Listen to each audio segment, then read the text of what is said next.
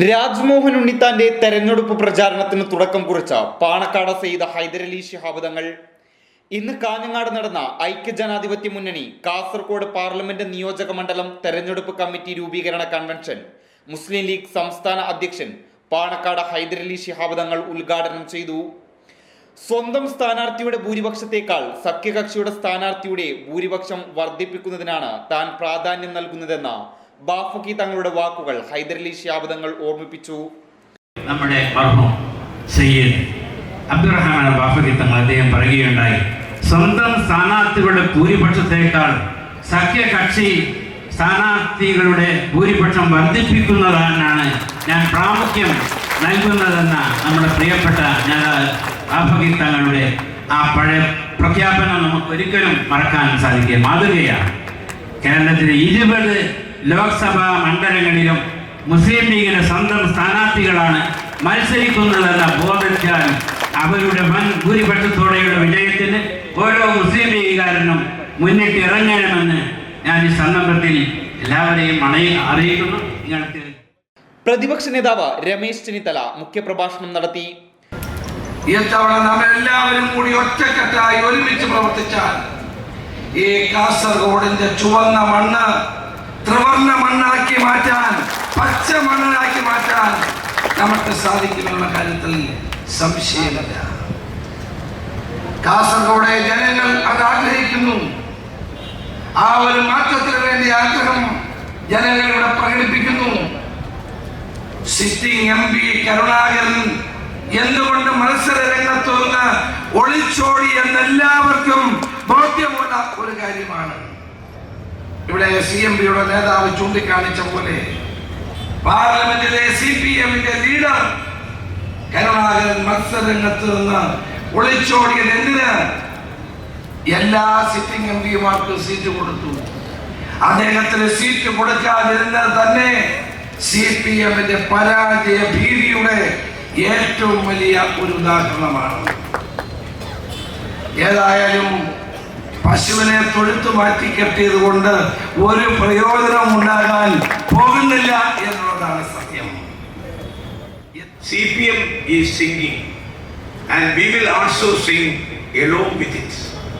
അപ്പോൾ CPIയുടെ സംസ്ഥാന സെക്രട്ടറി ആയിരുന്ന പാർലമെന്റ് അംഗമായിരുന്ന ശ്രീ CK ചന്ദ്രപ്പനാണ് അജയ്കുമാർ കോടോത്തിനോട് പറഞ്ഞത്, ഈ രാജ്യത്ത് CPM മുങ്ങിക്കൊണ്ടിരിക്കുകയാണ്, ആ മുങ്ങുന്ന കൂട്ടത്തിൽ ഞങ്ങളും മുങ്ങുമെന്ന് ഉറപ്പാണ്. അപ്പൊ ആ മുങ്ങിക്കൊണ്ടിരിക്കുന്ന പാർട്ടിയാണ് ഈ തെരഞ്ഞെടുപ്പിൽ UDFനെ എതിർക്കുന്നത്. നമ്മളെ യാഥാർത്ഥ്യം മനസ്സിലാക്കണം. 1952 ആദ്യമായി പാർലമെന്റ് തെരഞ്ഞെടുപ്പ് ആരംഭിച്ചത്. അപ്പൊ ഇന്ത്യൻ പാർലമെന്റിലേക്ക് ആദ്യമായി തെരഞ്ഞെടുപ്പ് നടന്നത് 1952. അന്ന് കമ്മ്യൂണിസ്റ്റ് പാർട്ടി ഒന്നേ ഉള്ളൂ, ഇടതും വലതുമില്ല. ആ കമ്മ്യൂണിസ്റ്റ് പാർട്ടി അന്ന് മത്സരിച്ചപ്പോൾ അവർക്ക് ലഭിച്ചത് കേവലം 3.2% വോട്ടുകളാണ്. അന്ന് ഇന്ത്യൻ പാർലമെന്റിലേക്ക് അവർക്ക് 16 അംഗങ്ങളെ കിട്ടി. കമ്മ്യൂണിസ്റ്റ് പാർട്ടി ജന്മമെടുത്തിട്ട് 94 വർഷം പൂർത്തിയായി. ഈ 2014 തെരഞ്ഞെടുപ്പിൽ ഈ 2 കമ്മ്യൂണിസ്റ്റ് പാർട്ടികൾക്ക് കൂടി കിട്ടിയത് നിങ്ങൾക്ക് എല്ലാവർക്കും അറിയാം, 4%. സ്ഥാനാർത്ഥിയാക്കാത്തതിനെ തുടർന്ന് പാർട്ടി വിടുമെന്ന വ്യാജ പ്രചരണങ്ങൾ പൊളിച്ചടുക്കി സുബ്ബയ്യറെ പരിപാടിയിൽ പങ്കെടുത്തതും ശ്രദ്ധേയമായി.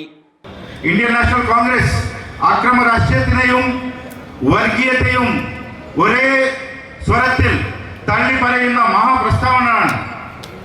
ബന്ധുക്കളെ, നമ്മുടെ സ്ഥാനാർത്ഥിയായ രാജ്മോഹൻ ഉണ്ണിത്താൻ അവരുടെ നമ്മളെല്ലാവരും UDFന്റെ എല്ലാ പ്രവർത്തകന്മാർ വളരെ ശക്തമായി മുമ്പോട്ട് വരണം, ശക്തമായിട്ട് പ്രവർത്തിക്കണം എന്ന് മാത്രം ഞാൻ പറഞ്ഞുകൊണ്ട് നിങ്ങൾക്ക് എല്ലാവർക്കും അഭിവാദ്യങ്ങൾ പറഞ്ഞുകൊണ്ട് ബഹുമാന്യനായ പ്രതിപക്ഷ നേതാവ് എൻ്റെ അടുത്ത് 2 വാക്ക് ಕನ್ನಡയിലും ಸಂಸಾರಿക്കാൻ പറഞ്ഞതുകൊണ്ട് ನಿಮಗೆ ಎಲ್ಲದತ್ರ ನಾನು ಹೇಳೋದು ಏನಂತ ಹೇಳಿದ್ರೆ, ನಮ್ಮ ಸ್ಥಾನಾರ್ಥಿಯಾದಂತಹ ರಾಜ್ಮೋಹನ್ ಉನ್ನಿತಾನ್ ಅವರನ್ನ ಹೆಚ್ಚಿನ ಮತಗಳಿಂದ ಗೆಲ್ಲಿಸಬೇಕಾಗಿ. ಯಾಕಂತ ಹೇಳಿದ್ರೆ ನಾನು ಅಭಿಮಾನದಲ್ಲಿ ಹೇಳ್ತಾ ಇದ್ದೇನೆ, ಕಾಸರಗೋಡಿನ 14 ಲಕ್ಷ ವೋಟರ್ನ ಪೈಕಿ 4.5 ಲಕ್ಷ ವೋಟರ್ ಮಾರ್ അത് കന്നഡിഗരാണ്. ഈ തുളുനാടിന്റെ മണ്ണിലുള്ള കന്നഡിഗരാണ് 4.5 ലക്ഷം വോട്ടർമാർ. ಈ ಎಲ್ಲ